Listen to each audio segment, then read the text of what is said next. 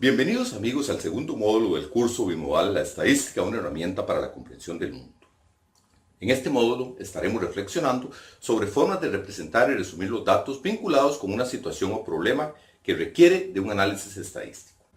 En los videos anteriores hemos analizado diferentes aspectos que se relacionan con los datos dentro de los análisis estadísticos tradicionales, así como de estrategias para la recolección de información congruente con dichos análisis. Ha quedado claro también que el propósito de trabajar con grupos de datos obedece a la necesidad de describir sus patrones de variabilidad en busca de comprender el mensaje que ellos comunican sobre el fenómeno que los originó. Sin embargo, una vez recabados, resulta difícil comprender la información que suministran si únicamente nos concentramos en un listado de datos cuantitativos o cualitativos que hemos organizado en una base de datos. Veamos el siguiente problema. Suponga que el Instituto de Especialidades Médicas, de siglas IEM, durante el 2016 realiza un estudio para probar si el fumado de la madre durante la etapa de embarazo afecta el peso del niño al nacer.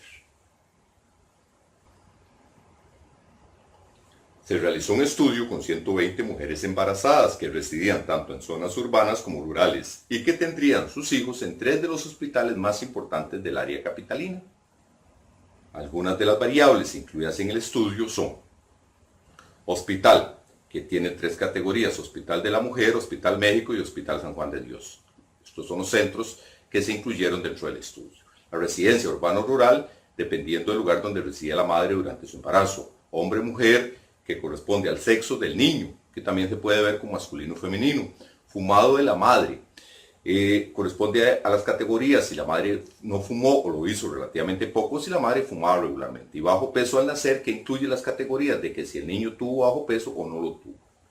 Suponga que se recolecta la información y se resume en una base de datos similar a la que estamos mostrando. Como puede notarse, tiene el formato tradicional que hemos visto en videos previos.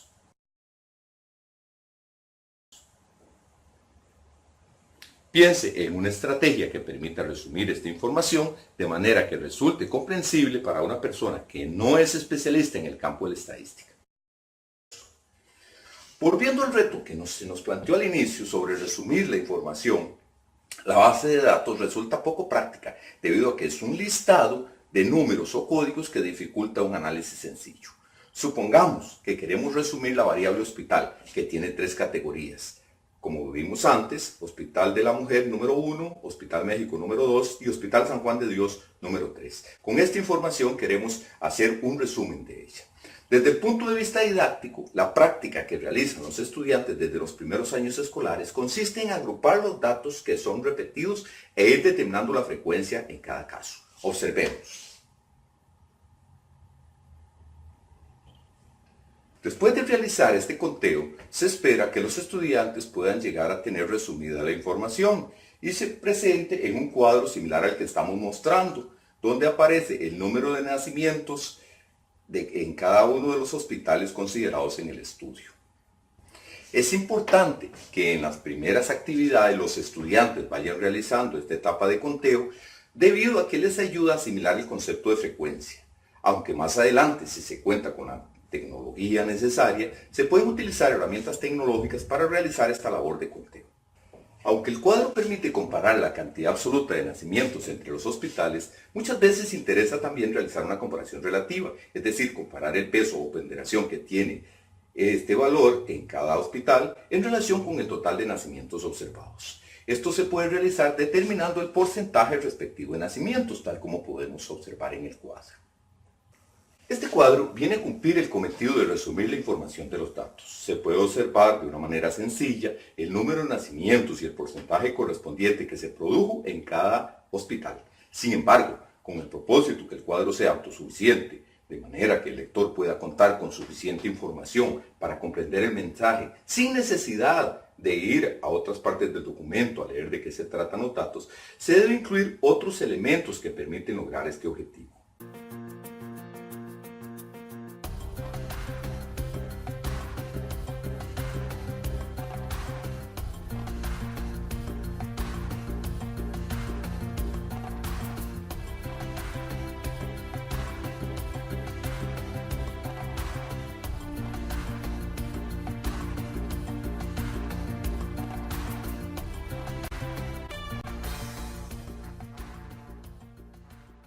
¿Qué significa cada uno de estos elementos? Bueno, el título debe proporcionar información suficiente para que un lector pueda comprender el mensaje que se ha resumido en el cuadro. Debe ser breve y conciso, y al menos debe incluir el tipo de dato que se está incluyendo en el cuadro, de dónde se han tomado, qué tipo de clasificación se está presentando por filas y columnas, y en qué momento o periodo se recabó esta información. El encabezamiento, por su parte, indica la información que ha sido resumida en cada columna, mientras que la columna principal indica la información que ha sido resumida en cada fila. El cuerpo constituye el contenido numérico del cuadro. Se resumen los datos correspondientes a la variable o variables consideradas. Se acostumbra a incluir los totales. En casos en que sea apropiado, se puede incluir porcentajes para visualizar la distribución relativa de los datos, sobre todo si se requiere realizar comparaciones. En casos en que se ha recurrido a información existente, se incluye una cita al pie del cuadro en donde se indica la referencia o fuente primaria o secundaria que proporcionó o recabó la información. Si la información no existía y fuera recabada por la persona o institución que elabora la representación, no es necesario citar fuente o simplemente se escribe fuente propia. La nota aclaratoria se incluye en aquellos casos en que se requiere realizar una aclaración sobre los datos, la cual pudiera ser relevante para quien vaya a leer el cuadro. Un detalle importante a destacar es que en los cuadros no se acostumbra a incluir líneas en forma de cuadrícula, sino solo líneas que separan la fila de encabezamiento y una línea de cierre del cuadro, tal cual lo podemos ver en la representación que tenemos. Si retomamos el problema original que quería investigar el Instituto de Especialidades Médicas, en el que quería determinar si el fumado en las mujeres embarazadas tenía consecuencias en el bajo peso al nacer en sus hijos, para ello se requiere hacer un nuevo conteo de datos, de manera que se relacionan las variables fumado con bajo peso al nacer, para la muestra de los 120 nacimientos. Como puede notarse, la variable fumado incluye dos categorías, 1 y 0. La variable bajo peso al nacer incluye también esas mismas dos categorías, 1 y 0. Entonces tenemos que ir realizando un conteo correspondiente a las relaciones 1, 1, 1, 0, 0, 1 o 0, 0. Y según sea esta clasificación, entonces contabilizamos la cantidad de datos en cada caso. De este modo es posible realizar el conteo completo y obtener este cuadro que incluye la distribución de todos los nacimientos junto con otros elementos que se recomiendan para el cuadro, tal cual vimos previamente. Entre las madres no fumadoras se generaron 7 niños bajos de peso, mientras que entre las fumadoras fueron 14. Sin embargo, estos datos no son comparables, debido a que los totales en cada grupo son diferentes, 78 en las madres no fumadoras contra 42 en las fumadoras, tal cual se muestra. Para realizar comparaciones entre grupos de diferente tamaño se requiere de una comparación relativa o porcentual. Es decir, entre las madres fumadoras y las no fumadoras se requiere determinar los porcentajes de niños con bajo peso y de esta manera realizar las comparaciones correspondientes. Con esta nueva información resultan evidentes las diferencias entre las madres no fumadoras durante el embarazo. Solamente el 9% de niños tuvo bajo peso, mientras que entre las madres fumadoras el porcentaje de niños con bajo peso fue del 33,3%. Esto nos revela que el porcentaje de niños con bajo peso fue más de 3 veces y media más alta entre las madres fumadoras. El resultado anterior debe leerse con mucho cuidado, porque no puede ser generalizado hacia la población, a no ser que se realice un análisis estadístico inferencial como se mencionó en videos anteriores.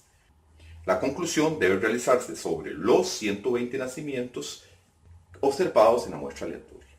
Cuando se requiere incluir varios cuadros en un mismo documento, se recomienda numerarlos para poder hacer referencia a cada uno de ellos. Desde el punto de vista didáctico, no solamente se debe fomentar la construcción de cuadros, sino también la interpretación de información que ha sido resumida en ellos. Según hemos anotado antes, la construcción de un cuadro no puede verse como un fin en sí mismo, sino que es un instrumento para resumir la información que comunican los datos para enfrentar la solución de un problema.